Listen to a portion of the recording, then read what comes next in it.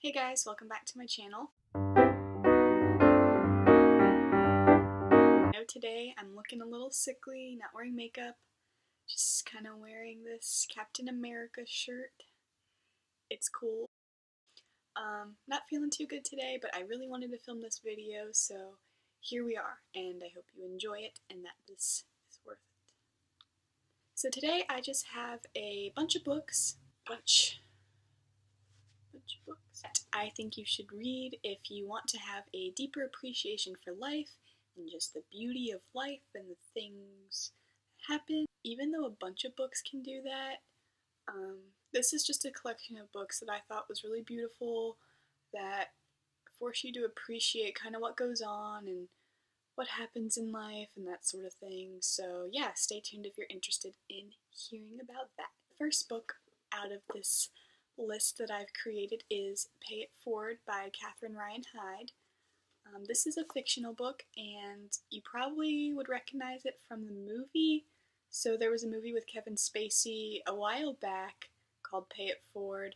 Really good. I actually enjoyed the film more than the book, but the book helped me to kind of fall in love with it even more, even though I did like the movie more. It is really great. It's about this 12-year-old boy who lives at home with his single mother and has this I guess abusive dad. It's been a while since I've read it, but yeah, he has an abusive dad, and this boy has this history teacher named Ruben St. Clair who seems to like really love life when he's in front of his classroom, and he's this war veteran, and he finds his purpose in the classroom, and he challenges all of his students to try to change the world, which seems like an impossible task, but this 12-year-old boy thinks it's an easy task that he can take on, and he can change the world, and so he comes up with this motto to just pay it forward, just do good things for people so that in return they'll do good things for other people.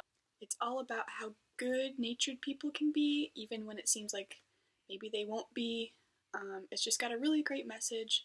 It's a relatively easy read. It's a short read. It's about 300 pages, so not short, but you'll go through it quickly if you enjoy it.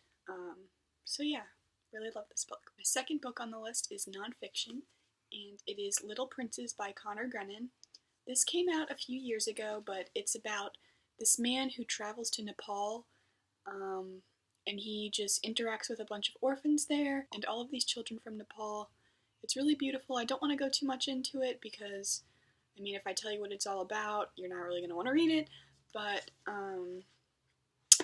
it's really great. It's about his story about traveling into Nepal, finding all these children, his experiences with them, and it's really great. It's really touching. It's a bit of a longer read, I want to say. Okay, it's not that long. It was long for me. It took me a while to read just because it's not a fast-paced book, but it is interesting. So if you have some time and you want to learn a little bit about what this man does, because he does set up this organization to help these children, it's really great.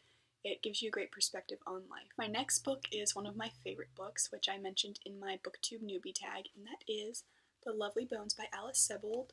If you don't know what this is about, it's about a girl named Susie Salmon who was murdered when she was young, in her early teens, by a man in her neighborhood. And I promise that's not a spoiler. She tells us this outright. That's not what the whole story's about. So it's not really a mystery book or a suspense book. It's more about Susie from heaven watching her family members kind of deal with her death and deal with the aftermath of her death, and getting to see them. I don't want to spoil it about how her family reacts, but it's really beautiful because it gets to show you what it's like to have to go through something like this, but how even when you go through something like this, there can still be beautiful aspects of life. And yeah, it's a really great book. My next book is The God of Small Things by Arundhati Roy. Can't even really see that. Yeah. Okay. God of Small Things, Arundhati Roy. When I first read this, I thought it was okay because I read it in one of my English classes, and I didn't really fall in love with it right away, but I did fall in love with the writing. I mean, Roy uses very beautiful language. She has a way of making her sentences so beautiful. It's about this family who's living in India in the 1960s, and one of their family members named Sophie has died, and it's about all these characters kind of looking back on what's happened to their cousin and just kind of exploring what happens in their lives after the incident and during the incident, and it all just kind of ties together. And it's not about finding out who killed Sophie. The two main characters are twins, and it follows their story mostly. It's been a while since I've read this, but I could tell you it is so beautiful. The ending especially is a little weird, but really beautiful, and this book might make you uncomfortable. It made me uncomfortable, but it was in a good way that shows you how even though there can be these uncomfortable and somewhat disturbing parts of life, you can also have lots of beauty in life. And finally, this book may not seem like it would help you appreciate life. Well, actually maybe it would, but this book doesn't really fall into the same category as some of these books, but it is my favorite book of all time, and that is The Road by Cormac McCarthy. And I'm going to talk about this book as much as I can. I'm sorry, I love it. It's just holds a special place in my heart. This is actually my second copy of the book. I found it at Goodwill for $1, and it's really pretty. It's got one tone. It's so pretty. Okay, I had to buy it. It's the perfect book cover, I think, for the story, so yeah. This book is all about a father and a son navigating a post-apocalyptic world. They essentially are walking down this road, both figuratively and literally. They're walking down a road to get somewhere warm so that they can survive because there's this really bad winter going on where they are. So yeah, it's basically the story of their journey, and this book has very simple writing in that the sentences aren't, there's not a lot of complex vocabulary, and the dialogue's pretty simple, so like, it'll be quick, short dialogue between the father and son, and some of the paragraphs are kind of short. It's so beautiful because even though it's about this really depressing topic, how this father and son are essentially alone and navigating some of the horrors of this post-apocalyptic world, they're still able to find beauty in everyday life, and we can kind of see the beauty in life as we're reading about their story and their journey.